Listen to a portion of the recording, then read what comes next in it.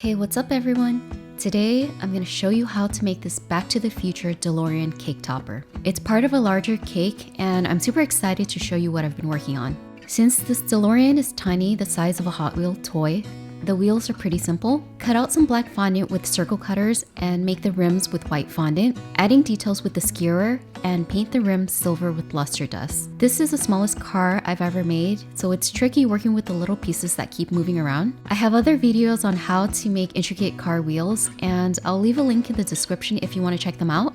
Get some Rice Krispie and carve it into 4.5 by 1.5 inches. I happen to have this cool model car, and I'm using it as a reference.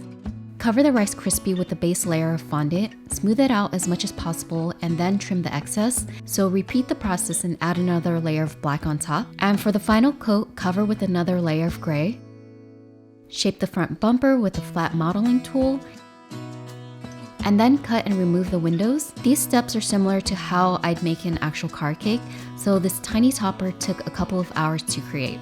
Remove the slots for the tires, add black strips for the window trim, a strip of gray for whatever this is supposed to be. And since we're making the DeLorean from Back to the Future, add the parts and gadgets to the back for the time machine.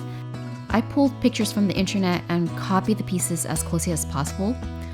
The trunk is filled with complicated looking devices and metal tubing. Brush on some water and push them into place. Here's what it looks like so far. And lastly, paint the body of the car with silver edible paint.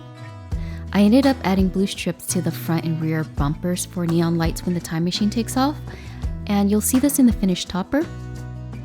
Finishing touches, and we're done. As always, please like and subscribe and stay tuned for more cake tutorials. See ya!